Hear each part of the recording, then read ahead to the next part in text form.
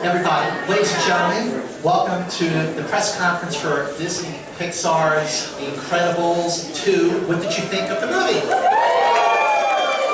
Well, we have a very big panel on our press conference today, so without further ado, let's bring up the cast and filmmakers, starting with Holly Hunter, Craig T. Nelson,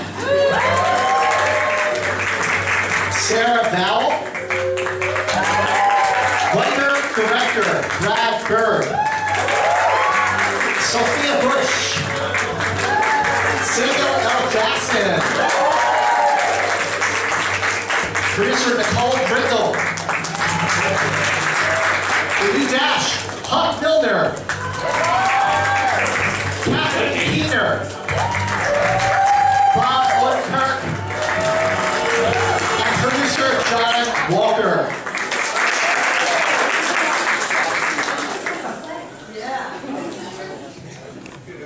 Okay, that was nice, right? Okay, well, the first question, I rewatched the first movie on Monday night just to refresh and recharge. And when I saw the movie on Tuesday, like not a second goes by between the two films. What was behind the decision to pick it up right away instead of like having like an older Violet, an older Dash, an older Jack? I just thought it was kind of bold and weird. Because I think people take the time that passes very literally, and they think that linearly the characters should have aged. But if they age, their superpowers don't reflect the part of life that they're in and their role in the family. So, I worked on the first 8 seasons of The Simpsons, and The Simpsons are haven't aged a day and they're still on the air. So it worked for them. Why not? Why not? Yeah. Don't worry about makeup or anything like that. But Nicole and John, there has obviously been a big leap in technology since the first movie. How did you really take advantage of those advancements and improvements to make Incredibles 2 really pop on the screen? Well, honestly, the technology has allowed us to make the film look more like what Brad intended it to look like the first time. The characters are much more finely nuanced and developed. We were able to build a lot more sets more quickly. We've populated the world with a lot more characters that have hair and clothing.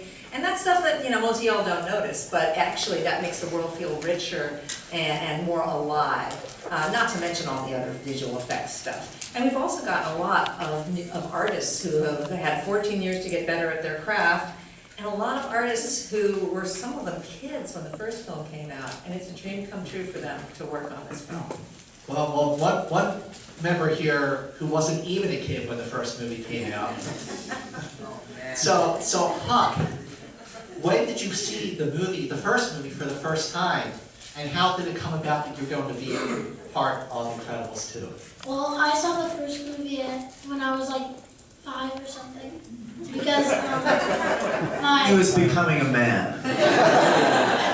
my dad showed me it, and because he really loved the first one, and I really loved it too, and my favorite character was Dash. So, and That's unexpected. And when I got the audition, I was watching the movie over and over again, and when my mom got sick of watching it, I used the audition as an excuse to watch it again. What was it like being at the premiere the other day with everyone that you had made the movie with, and especially because you were such a big fan of the first one? It was amazing and overwhelming because, like in the beginning when I got out of the car, everyone was like, sign this, and I'm not used to that. Then when I got inside, I felt more welcome, and it was just really amazing to be there. Well, congratulations. Thank you. So a lot of people, I'm sure, have noticed, and certainly it's getting picked up a lot, is the role reversal with this movie between Elastigirl and Mr. Incredible. I mean, Violet really steps up, and there's other things that happen in the film too, and we want to be careful with spoilers, but But Holly, what was your first take when you first read the screenplay, however long ago that was, and saw that role reversal? Well, I didn't read a screenplay because there wasn't really one. He's the screenplay. He was my walking encyclopedia. He has Pages. yeah, he was my instruction manual. That's it right there. So Brad, I mean, we were like, yeah, it was a while before I truly realized what I was really going to get to do in the movie, and I was, really thrilled. But it was like a retroactive thrill, because over a period of months before I started gleefully singing during our recording sessions about how great my part was. But to me, it was just really fun. I mean, I don't think that this is a message movie in any way. I think it's purely like luck of the draw that this happens to be dovetailing with Me Too and Time's Up. But obviously, time is up, okay? And I feel that way personally, and it happens to be serendipitously reflected in this particular movie. But at the same time, it's character revelation, period. Everybody is having revelations, including Jack Jack. I mean, all the characters are revelations to the audience and to themselves. And so, I'm no exception as Elastigirl. Even there's a raccoon that goes on a hero's journey. In fact, I feel like in some ways, Violet's adolescent thing, her jag in this movie, The Rage, is there's adolescence that I feel from Mr. Incredible and also from Elastigirl too. Like when I get on that, oh sorry. Oh yeah, you guys haven't seen the movie? They saw the movie. But we can't. Don't spoil it. Okay. Fred, what's your take on that too? So anyway, the part you don't want to hear about, the spoiler, here it is. Frozone dies. She has to know this. So dark. You are so weird. And in the movie too. I'm bored with Huck. I auditioned and my mom got angry. No, wait a minute. I was resentful when I was told where Mr. Incredible was going to be in this film. Not saving lives, not exhibiting any kind of strength, You exhibit the biggest Oh, kind it's of quiet, yeah, we are. And then I found out that I'm going to be helping save the family. Yeah, Bob's going to learn how to be a dad, he's going to learn about these kids. And then the process started when we were recording. It was just so much fun. I mean, the stuff I did with Violet, and the two of us together, and then Jack and that whole discovery, and then Dash, and just, and then having to deal with Elastigirl after doing what I want to do, but being able to give her the encouragement, let her know that everything's okay at home. It was just a lot of fun. So honored to be a part of it, to be doing this film. Well, Sophia, I know you're not only a big fan of the first movie, you're a big Pixar fan too. So what blew you away in terms of working with the Pixar team, working with Brad, working with the other filmmakers? One of the things that I just think is so cool about the whole thing is the layering of all the technology that makes these films look to all of us the way they look in Brad's head. It's wild to see the early stages of animation and to watch some of the scenes and then see what they become in the final edit. And it's also totally nuts to go into the studio, and I know that technically I'm talking to Holly, but she's not there. It's like me and Brad, and I'm just yelling into a void going, am I doing this right? Yelling into a what? Oh God! I didn't even mean to do that actually. That's embarrassing, I'm sweating. That's a subconscious trick that we play on ourselves. I I've said incredible so many times today while describing the film, and I'm like, that's terrible. But it's really just so much fun, and he knows what she's done in the room, and he knows how our voices are going to sound together, so you just, you trust your captain, and when he tells you you've gotten it right, that the tone is right, or the volume, or the size of your yelling, it's very cool. Not only do we not see a screenplay, sometimes, like, we don't know where we are in any scene, so you're like, is this in a car? How loud am I? Like, you're trying to get a sense of the literal architecture of where the character is, Yes. because everything has to be, everything has to be drawn from scratch, and so live actor, they're actually in the car, or a facsimile thereof.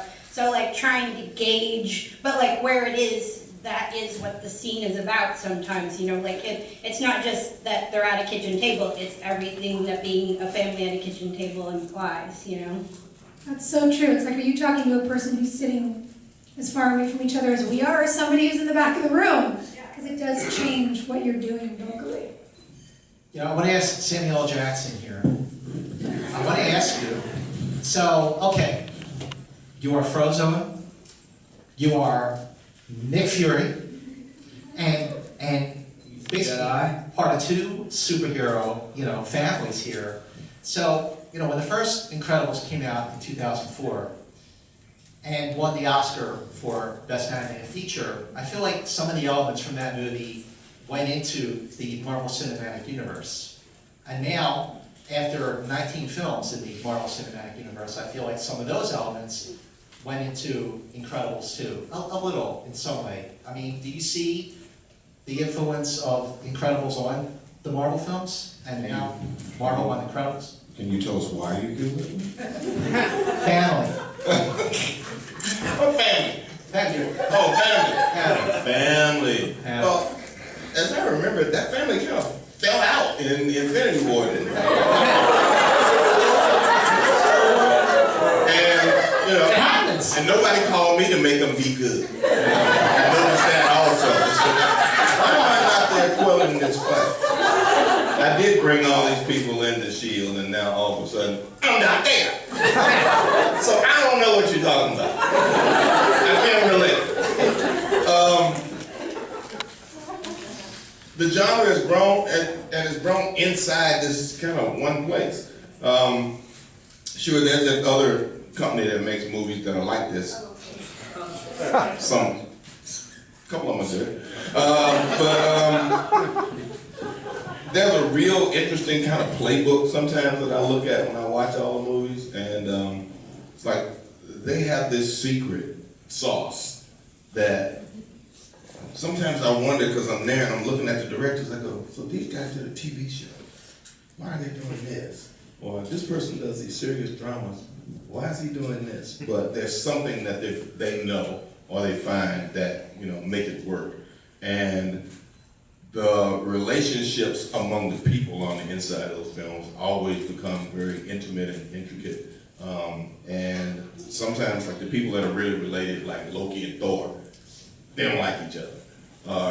There's family discord. And the people that don't know each other, that are looking for that connection, become tied together in a very interesting sort of way. And you got your bratty brother and Iron Man, and you got your, kind of lug, kind of special needs kid in Hulk. And you got your sister who turns out to be Black Widow, who's a real killer, but article. So all these things come together, and these people find a common goal, or they're all working toward the common good, which brings them together in a very unique and interesting way. And Nick Fury seems to be the kind of... How did this turn into an Avengers presentation? I'm just saying that they don't let me work in all those movies for a reason. Because I really don't know what's going on, but I can pretend I do. Kind of like this. I really don't know what's going on, but I know they need me, and I make the icy stuff, and I make things happen in another kind of way. But thank you for allowing me to do that. Sure, of course. I appreciate it. We really need a bow and arrow, though. We need a bow and arrow guy. You need a bow and arrow. We don't all need it. Catherine Keener. Hi. All right. Hello. So, you know, working on the film and, you know, over the years, or the extended period of time that you were voicing the character, and then seeing the movie with the cast, with the crew, with the filmmakers on the big screen, like, what was that like for you to see the finished product for the first time? Because it's so different from live action. It was very thrilling and fun. I just wanted to go back to a couple of things. First, I'm just getting to know all these people. Sarah and I have been friends for a long time, 15, 14 years, whatever. I've known Holly, I've known you guys. But I'm realizing that Brad kind of mined a lot of the inside of these people in the characters. And like Craig was talking about, I was just talking to him about his kids. And he's a big mush dad, granddad, and you can see that. All of these people are awesome. I'd see any movie where Holly is a badass, regardless of gender. I don't know, I've done press with this man. I know he's done roles where he's played maybe not so likable a guy, is that right? But he actually is very, very sweet, and his character has that too. So I just appreciate how insightful you are, even though you're incredibly weird in a way, in the best way. It's a compliment. Yeah, no, I love it. But anyway, so what it was like for me. Can't fire her now.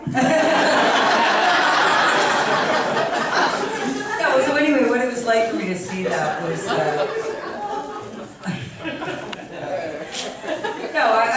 was, what it was like for me to see the movie the other night was to kind of get to know people. I'm getting to know more now from doing this, in a kind of, in their uniqueness as people here. So that's all.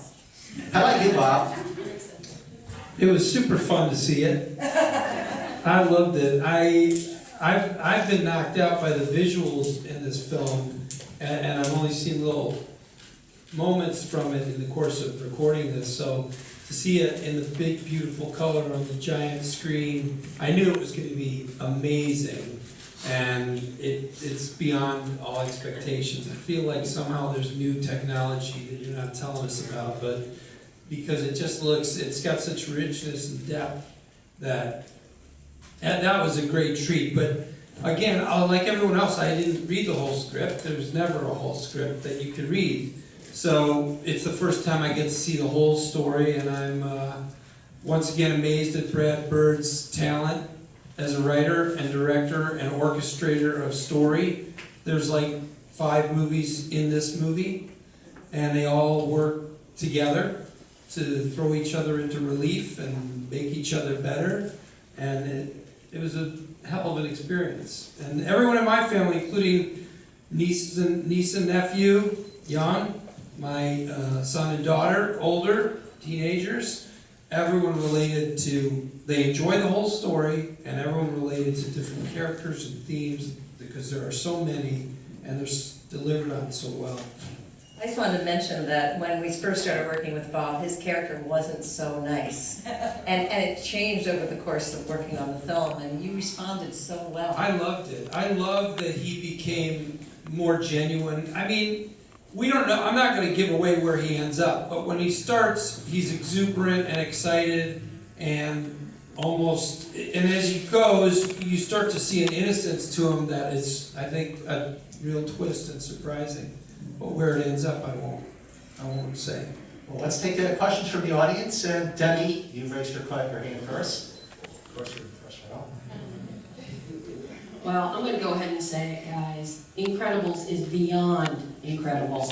This is an amazing, amazing film, and for me personally, it's better than the first one. So, kudos, Brad. Thank you. I want to ask you, Brad, everybody's talking about the visuals. The visuals are outstanding. But most particularly, I want to ask you about working with Ralph Eggleston, your production designer, and what you came up with for your visual palette in terms of celebrating that 50s and 60s architecture that we're so used to seeing like in a Tab Hunter, Rock Hudson, or even Hitchcock's North by Northwest film, and the color palette of the muted colors and letting the vibrant neons pop for the superheroes. I agree with you that Ralph Eggleston is an amazing talent. He came onto the first film when we were just having trouble with the size of it, and he kind of came in and helped Lou Romano out, just getting it done because it was sort of beyond us at that point. We were a smaller studio, and the film was larger than we were. So, but Ralph loves movies like most people at Pixar. He really loves films, and he's always reading a new book, and he has a thing to show you, and he's kind of always kind of disgorging art and books and things that he found and sketches he's made, and he's just kind of spewing them out in every direction all the time. And the film really benefited from this fuel. But he thinks about color psychologically. He thinks about it in terms of what's going to surprise people, what's going to, and he's not afraid to make bold choices. The house that they wound up in, we were kind of working on it, and suddenly he came in one day, and we'd already put a lot of effort in another house, and we were under a lot of pressure because they took a year off of our schedule, and he said, okay, so I have this idea for the house, and you know, it's really going to screw things up for everyone, including me. But I have to say it, and here's the idea. You know, the house should not work for them. It should be initially impressive, but then you get in there and everything's wrong for a family, and there's just, you know, these things that are beautiful originally, the water things, they become like this problem, and it's the wrong house for them, and there's no real place for the baby's room, and there's a fireplace in the baby's room for no reason, and you know, and everything he's saying, you know, I'm going, oh, that's going to ruin this, and that's going to ruin that, but he's totally right, and damn, why is he right? And so I agreed to it, and it totally screwed up everything I had in the script in terms of we need to see this in the foreground so we can see that in the background. Suddenly everything was a giant problem, and yet it was right because the house needed to be impressive but wrong for the family because they're not in a comfortable place yet. They have to find their way there. And that was a way of making the surroundings storytelling, which is really what good production design is. I was very impressed by the detailing of the terrazzo floor. As a person who loves mid-century architecture, I noticed that. There you go. Well, there you go. Right on. Fred. I also have a question for Brad. I know whenever we've talked to you for another movie you've made, we keep asking you, is there going to be an Incredibles 2? Is there going to be an Incredibles 2? You always said you had an idea you were developing, so now that you finally did it, has the idea always been this, or how has it evolved? It's been half this, 2/3 this. The idea of the role switch, that the assignment would go to Helen rather than Bob, I had when we were promoting the first film. And I also knew that I had the unexploded bomb of Jack's powers, that the audience knew that he had them, but the Pars did not. And I had other notions that I just wanted to see in an Incredibles movie, and some things like the raccoon fight that were originally done for the first movie, and there was no place for it, and I loved the idea. But the superhero part, the villain part, always seemed to change. And when I came to Pixar and said, I think I have the other part of the story figured out, the version that got greenlit, about 4 months that we got greenlit, it got the, you know, John and Nicole came on, and and we got a crew, and we started spending money, and got a release date, and then the release date got moved up a year, and suddenly the pressure is huge, and that plot doesn't work. And now I'm screwed because I have a release date, and everybody's going, Incredibles 2, Incredibles 2, we're working on Incredibles 2, you know what you're doing, right? You know what you're doing, right? And I'm like, yeah, I know what I'm doing. And You got 2 years left, just 2 more years. yeah, 2 years left, and I hope you feel comfortable. You feel comfortable? Because everybody has high expectations, okay? And I just realized it didn't serve the story, and so the villain plot kept changing. And it kept changing, and Ralph had to adjust to it, everyone else had to adjust to it constantly, which only made it more anxiety. But I think that we wound up with the right version of this movie, and it wasn't until about a week ago, I was talking in one of these things, and I realized that was also true of the first movie, that Incredibles was the only project that came outside of Pixar and was pitched to Pixar. And I had drawings, I had designs, I had an outline, you know, of the whole thing, and how it looked, and all kinds of artwork that I paid for myself. And if they didn't want to make it, I was going to take it somewhere else. But I came with a villain that was a different villain than we wound up with. And in exploring a alternate opening when I came to Pixar, I introduced a villain that we killed off in the opening sequence, and that was a better villain than the one that we had. And suddenly, oh yeah, this guy's better than the one we had, and that was Syndrome. So the villain kind of, for some reason, I don't know why, but kind of comes last. You know, I wanted to talk about how, you know, when you see an animated movie or there's doing PR for an animated film, it's okay, yeah, I'll take the kids. But I feel like the first movie, and especially the second one, it's just a great movie. Like, you don't need to take the kids. It's just great for, like, grown-ups. Yeah, kids are strangely treated like beers, you know. I'm a single guy, but I want to see this. I found a kid. Can I come in now? Here's this kid. He was roaming the streets. I told him I'd pay for his ticket.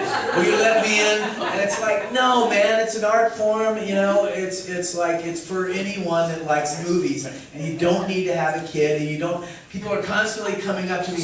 My kid really enjoyed it. And I go, did you like it? And they go, oh yeah, sure, but Billy really liked it. I made it for you, and Billy can come, but I'm not a kid, and I made it something that I would want to see, and we're not kids, and we worked on this. I'm a kid. You're welcome. You can come anytime. You're welcome. What's your take on that, Holly, about how this movie, you know, because we talked elsewhere about how it's really, you know, you just go like fly solo one day and see the movie, and it's like, oh yeah, by the way, it's animated, but it just works on so many levels. Yeah, I mean, I think that we probably all felt that way about the first one as well, was that it was a movie that stood on its own. You know, it's not a kid's movie. In a way, this one is particularly more not a kid's movie, although kids totally dig it. There were a lot of kids in the audience on the premiere night who loved it. And even small kids love Jack and love Dash. So, but I think it works on, it's like Bob said, in a way, the movie has complexity that is really astonishing in that it's got like 5 different movies and they all work in concert with each other. You know, they all need each other, all 5. But it's an incredible, like, fabric that's been woven together that is very sophisticated. Isn't that one scene with you two, like early on in the film, and you know, you go outside to talk because you're both out of a job, and you don't, and you know, like happens to everyone, your house just got like blown up by a supervillain, and you're like, where are we gonna live? What are we gonna do for money? And there's just like you're like sharing. There's shared love there, but also just that shared worry. That's a really grown up, affecting, beautiful scene between the two of you. Yeah. Right there, Beard. Hi, I want to circle back to something for Brad.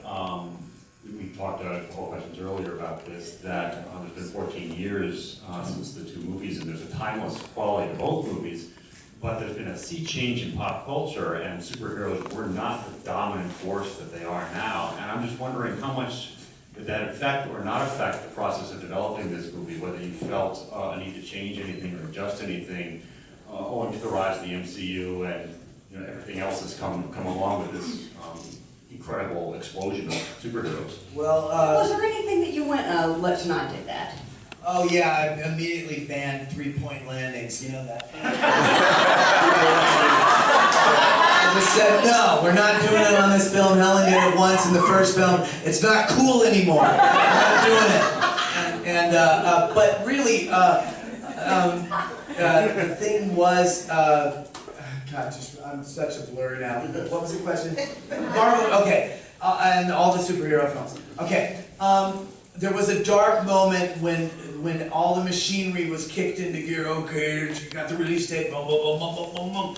And I realized 2 years from now, if the film's going to come out, there's too many superhero movies now. Are people going to be just sick of this in 2 years? And I went, just what I want to happen. I arrive on the scene, anybody ready for some fresh superheroes? And everybody's like, So I had a dark moment, and then I realized that what excited me about the idea in the first place was not the superheroes. It was that it was about the family dynamic and people's roles in different parts of their life, and how superheroes, that genre is like a twisted lemon that you squeeze on top of this. It's not what the movie's about. And then I got excited again because to me families are kind of a continent, of fresh opportunities because it's so universal. And so I got excited again when I thought about it that way, and that was really what excited me about the first movie. And also, I rehearsed the three-point landing. After a while, it doesn't work. Who's next? Yeah, right here. Hi guys. I wasn't sure what to expect from Jack coming into this movie. We had such an explosion with him at the end of the first film. He turned out to be one of my favorite characters, but probably because of his partnership with the raccoon. And I just wanted to know, where did that come from? How did you guys, decide to give Jack an animal villain? And yeah. Well, that was one of our key artists on the first film who helped design the characters and came up with a lot of great ideas. His name is Teddy Newton. He had this idea back on the original film, and he had a gang of raccoons that Jack kind of confronts, and the raccoons just kind of come up and shove Jack in his original drawings, and it went a lot darker, believe it or not. They fought and went to the bottom of the pool and all this stuff, and but the idea always just killed me because raccoons look vaguely like robbers. And Teddy did a drawing where he's watching an old movie, like is in the film, and he sees a classic, robber with a mask. And then he looks out in the yard and something is stealing from him. A robber is stealing from his family. It doesn't matter that it's garbage. Jack doesn't know that. He just knows that he's being robbed and he must do something about it. So I love that. It was so visual and clear, and it was such an off-the-wall idea that that was one of the things that I couldn't wait to do if we got another Incredibles going. Yeah. Got time for 2 more questions. So let's right back there. Let's go back there. Spread the wealth. For Holly, Craig, Sam, ever since the first movie came out, do you have kids that come up to you, recognize your voice, associate you with this movie particularly? Kids don't do that.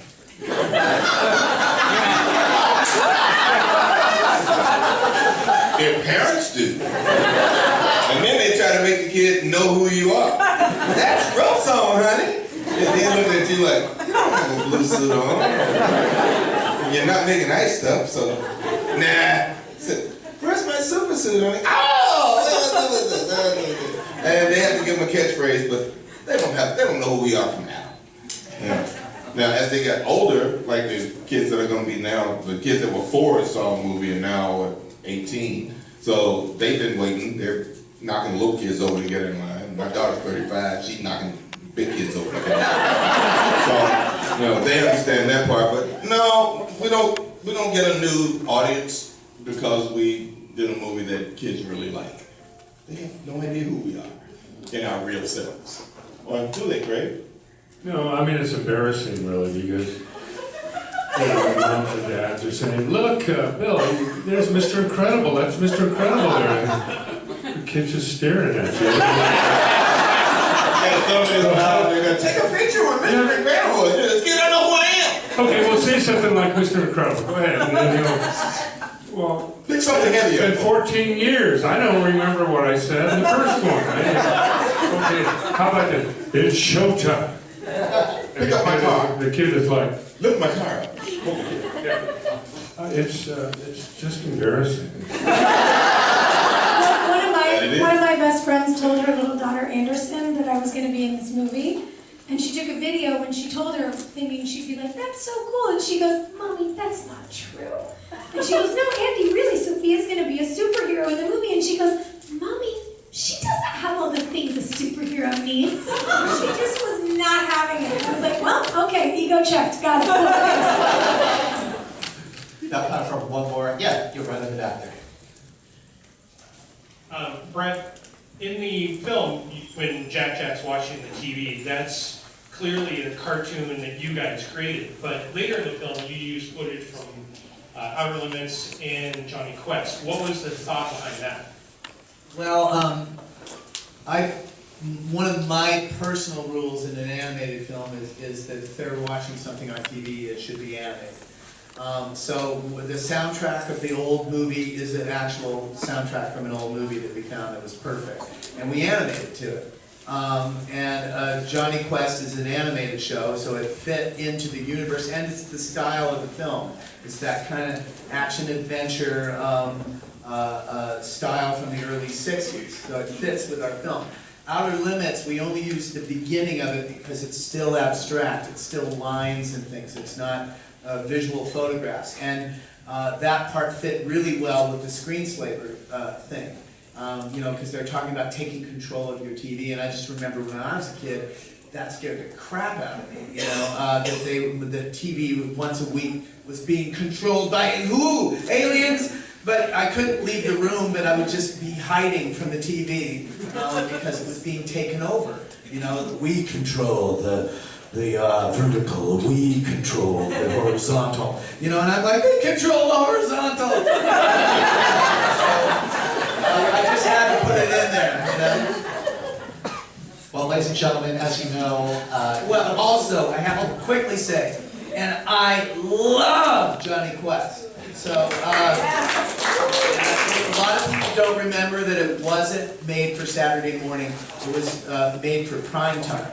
It came on at night, and adults watched it, and people died in it, and it had everything an 8-year-old wants in entertainment. It has mummies, it has pterodactyls, and guns, and a kid from another country who can levitate things, and a bodyguard who has a fling with a girl that might be dangerous, and, you know, lasers and hydrofoils and jetpacks and reptiles and robot spies, and I just about exploded when I saw the opening titles to it. So we just had to give Johnny Quest a shout out. Had to. There's your next movie. Well, ladies and gentlemen, Incredibles 2 opens on June 15th. Thank you so much. Thank you everyone.